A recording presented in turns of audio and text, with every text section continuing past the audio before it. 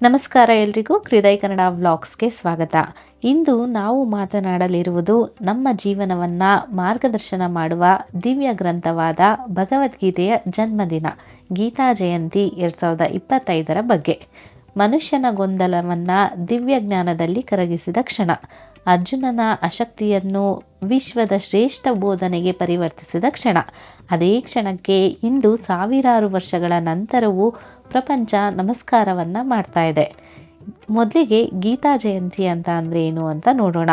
ಮಾರ್ಗಶಿರ ಮಾಸದ ಶುಕ್ಲ ಪಕ್ಷದ ಏಕಾದಶಿಯಂದು ನಡೆಯುವ ಗೀತಾ ಜಯಂತಿ ಇದು ಕುರುಕ್ಷೇತ್ರದ ಯುದ್ಧ ಭೂಮಿಯಲ್ಲಿ ಶ್ರೀಕೃಷ್ಣನು ಅರ್ಜುನನಿಗೆ ನೀಡಿದ ದಿವ್ಯೋಪದೇಶಗಳ ಸ್ಮರಣೆಯ ದಿನ.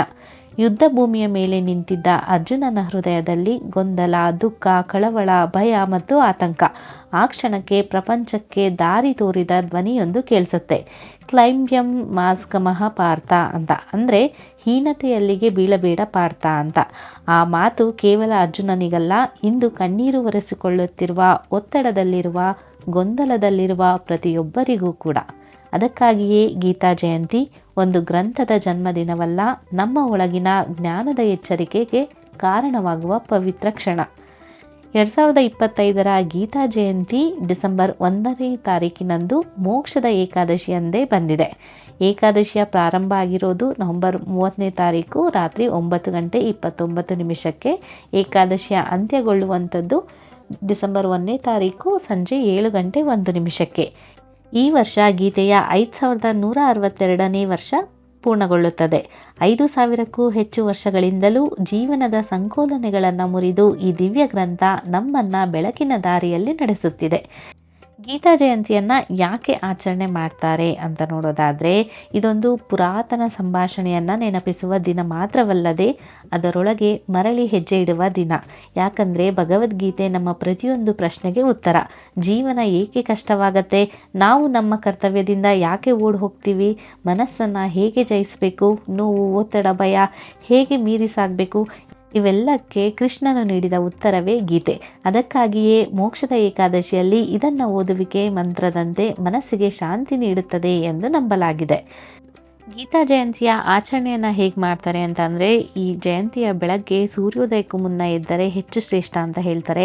ಸ್ನಾನ ಮಾಡಿ ಮನೆಯಲ್ಲಿ ಒಂದು ಸ್ವಚ್ಛವಾದ ಸ್ಥಳದಲ್ಲಿ ಕುಳಿತು ಶ್ರೀಕೃಷ್ಣನ ಚಿತ್ರವನ್ನು ಇರಿಸಿ ಹೂವು, ತುಳಸಿ, ಧೂಪದ್ರವ್ಯ, ಸಣ್ಣ ದೀಪ, ಒಂದೊಂದು ವಸ್ತುವು ಕೂಡ ಮನಸ್ಸಿಗೆ ಶುಭವನ್ನು ತುಂಬುವಂಥದ್ದು. ಹಾಗೆ ನಾವು ಗೀತೆಯ ನಮ್ಮ ನೆಚ್ಚಿನ ಅಧ್ಯಾಯವನ್ನಾಗಲಿ ಅಥವಾ 18ನೇ ಅಧ್ಯಾಯವನ್ನಾಗಲಿ ಅಥವಾ ಕೇವಲ ಒಂದು ಶ್ಲೋಕವನ್ನಾದರೂ ಕೂಡ ಓದಬಹುದು. ಅದು ಮನಸ್ಸಿನಲ್ಲಿ ಇರುವ ಗೊಂದಲವನ್ನು ನೀರಿನಂತೆ ತಣ್ಣಗಾಗಿಸುತ್ತದೆ. ಗೀತೆಯ ಶಬ್ದ ಕೇವಲ ಶಬ್ದವಲ್ಲ, ಅದು ಜ್ಞಾನ, ಅದೊಂದು ದೀಪ, ಹಾಗೆ ಅದೊಂದು ದಾರಿ. ಭಗವದ್ಗೀತೆಯು ಎಷ್ಟೇ ಹಳೆಯದಾಗಿದ್ದರೂ ಅದರ ಬೋಧನೆ ಇಂದಿಗೂ ಕೂಡ ಹೊಸದು. ನಾವೇನು ಎದುರಿಸುತ್ತಿದ್ದರೂ, ಕೌಟುಂಬಿಕ ತೊಂದರೆ, ಹೃದಯ ನೋವು, ಉದ್ಯೋಗದ ಒತ್ತಡ, ಮನಸ್ಸಿನ ಗೊಂದಲ, ಬದುಕೇ ತುಂಬ ಅನಿಸಿದ ದಿನ, ನಮ್ಮನ್ನು ನೆನಪಿಸುವ ಒಂದು ಮಾತು, ನಿಮ್ಮ ಕರ್ತವ್ಯವನ್ನು ಮಾಡಿ, ಫಲದ ಬಗ್ಗೆ ಚಿಂತಿಸಬೇಡಿ ಅನ್ನೋದು. ಇಲ್ಲಿ ಆರಂಭವಾಗುವುದು ಶಾಂತಿ, ಆತ್ಮಜ್ಞಾನ, ಹಾಗೆ ಬದುಕಿನ ನಿಜವಾದ ಬೆಳಕು. ಈ ಗೀತಾ ಜಯಂತಿಯಂದು ನಾವು ನಮ್ಮೊಳಗಿನ ಅರ್ಜುನನನ್ನು ನೋಡೋಣ ಮತ್ತು ಅವನಿಗೆ ಬೇಕಾದ ಕೃಷ್ಣದ ಧ್ವನಿಯನ್ನಾದರೂ ಕೂಡ ಓದೋಣ.